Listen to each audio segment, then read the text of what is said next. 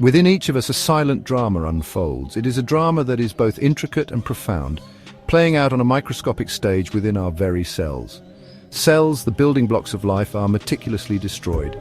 This destruction is not random, but a highly regulated process, ensuring that only the cells that are no longer needed or are potentially harmful are eliminated. This is not a malfunction, but a necessity. Just as fallen leaves enrich the soil, the death of cells paves the way for new growth and renewal. This process, known as apoptosis, is programmed cell death. It is a crucial mechanism that maintains the balance within our bodies, preventing the chaos that unchecked cell growth would bring. It is vital for growth, development, and the prevention of disease. Without apoptosis, our bodies would be unable to develop properly, and diseases like cancer would run rampant. The death of individual cells, while seemingly destructive, is essential for the survival of the organism. It is a process mirrored in nature, where decay and renewal are constant companions. This paradox, where destruction underpins life, extends far beyond the microscopic world. It is evident in the aftermath of a volcanic eruption, where new land is formed, and in the regrowth of a forest after a fire. It resonates throughout the vast tapestry of nature. The cycle of destruction and creation is a fundamental principle that governs ecosystems, ensuring their resilience and adaptability. The cycle of life and death, creation and destruction, is a fundamental principle governing the natural world. It is a cycle that ensures the continuity of life, allowing for evolution and adaptation. We may find it unsettling, even abhorrent at times. The sight of destruction, whether in nature or within our own bodies, can evoke fear and sorrow. However, it is within this seemingly cruel dance that the true beauty and interconnectedness of life reveal themselves. It is a reminder that from destruction comes creation, and from death, new life emerges, weaving an intricate web of existence. On the African savanna, a lion chases down a gazelle. The gazelle struggles, but the lion is faster, stronger. This is not a moral dilemma, but the raw reality of nature. The predator-prey relationship, while seemingly cruel, is essential for maintaining balance within the ecosystem. We must avoid imposing our human values onto the natural world. Nature operates without malice or benevolence. It simply is. The teleological fallacy, the assumption that nature has a purpose or follows a predetermined plan, leads us astray. Nature is not cruel, nor is it kind. It is indifferent to our ethical frameworks. Understanding this amoral reality is the first step towards appreciating the true complexity and interconnectedness of life. Consider the intricate food web. Energy flows from one organism to another, a continuous cycle of consumption and decomposition. The death of one creature provides sustenance for another, its body returning vital nutrients to the soil. Decomposition, often perceived as decay and loss, is in fact a process of transformation and renewal. Microorganisms break down organic matter, releasing nutrients back into the ecosystem. This process, while seemingly unsavory, is the cornerstone of life. Without death and decomposition, life as we know it would cease to exist. The nutrients essential for growth would remain locked away, unavailable to sustain new life. The ancient Greek philosopher Heraclitus famously said, "The only constant is change." This wisdom resonates deeply with our understanding of the natural world. Change, often driven by destruction, is the engine of evolution and adaptation. Charles Darwin, in his groundbreaking work on evolution by natural selection, highlighted the role of competition and death in shaping the diversity of life. Survival of the fittest, while a simplification, underscores the importance of adaptation in the face of constant change. Even the German philosopher Arthur Schopenhauer, known for his pessimistic worldview, acknowledged the necessity of death. He saw it as a release from the cycle of striving and suffering that characterizes existence. Section 5. Beyond human morality. To judge nature by human moral standards is to misunderstand its fundamental essence. Nature operates on principles that are vastly different from our own. It is a realm where survival and adaptation are the primary laws, not human concepts of right and wrong. We recoil at the sight of a predator killing its prey, yet we readily consume meat that was once a living creature. This dichotomy highlights our selective empathy and the complexity of our relationship with the natural world. Nature does not adhere to our concepts of right and wrong, good and evil. It simply is. The river flows, the mountain stands, and life continues in an endless cycle of birth, growth, and death. Trying to impose our moral framework onto the natural world is a futile exercise.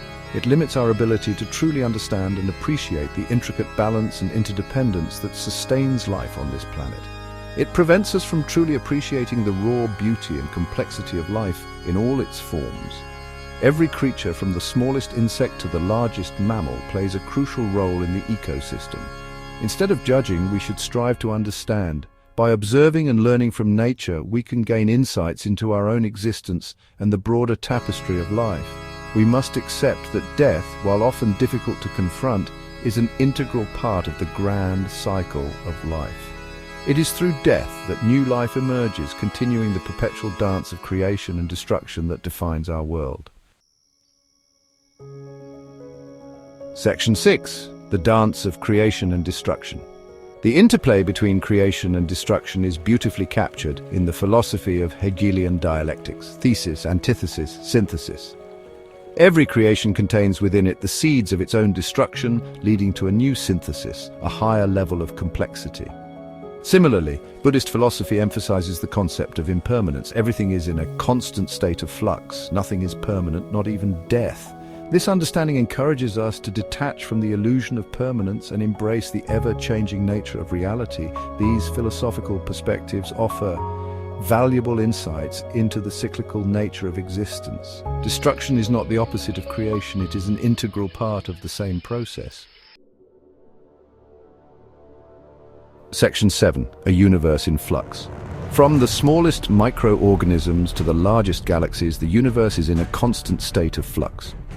Stars are born, burn brightly, and eventually die, often in spectacular supernova explosions that seed the cosmos with the building blocks of new stars and planets. Even black holes, those cosmic monsters that consume everything in their path, play a vital role in the evolution of galaxies. Their immense gravity shapes the distribution of matter and energy, influencing the formation of stars and planetary systems. The universe is not static, but dynamic, ever evolving. Destruction is not an end, but a transformation, a necessary stage in the grand cosmic dance of creation and renewal. Section 8. Accepting the inevitable. Death is a fundamental part of life. It is the ultimate equalizer, the inevitable fate that awaits us all. While we may fear it, we should also strive to accept it as an integral part of the natural order. This acceptance does not require us to abandon our emotions or become indifferent to loss. Rather, it allows us to approach death with a sense of peace and understanding, recognizing its crucial role in the grand scheme of things. By accepting the inevitability of death, we can learn to cherish life more fully and appreciate the preciousness of each passing moment. Section 9. Our place in the Great Cycle. Understanding the essential role of destruction in the natural world should not be a cause for despair. Destruction, in its many forms, is a natural process that paves the way for new growth and renewal. Wildfires, though devastating, can lead to the regeneration of forests and volcanic eruptions, while catastrophic create fertile lands that support diverse ecosystems. Instead, it should fill us with a sense of awe and wonder at the intricate interconnectedness of life. The blooming of a flower and the emergence of a butterfly from its chrysalis are reminders of the beauty that follows periods of transformation. These moments of rebirth and renewal are essential to the continuity of life on Earth. We are all part of this great cycle of creation and destruction, inextricably linked to the natural world. The waves that crash on the shore and the animals that migrate across vast landscapes are all part of this dynamic process. Each element, each creature, plays a role in maintaining the balance of our planet's ecosystems. Our actions have consequences, and we have a responsibility to live in a way that respects the delicate balance of nature. By planting trees and cleaning up our environment, we contribute to the health and sustainability of our planet. These small acts of stewardship can have a profound impact on the world around us. Let us strive to live in harmony with nature, recognizing that destruction, while seemingly unsettling, is an essential part of the grand tapestry of life. By immersing ourselves in nature, whether through hiking or simply enjoying a picnic in a park, we can reconnect with the natural world and gain a deeper appreciation for its cycles. It is within this understanding that we can find true appreciation for the beauty, complexity, and resilience of the natural world. The delicate dew on a spider web and the thriving ecosystems around us are testaments to nature's resilience and its ability to adapt and flourish. By embracing this perspective, we can foster a more sustainable and harmonious relationship with our planet.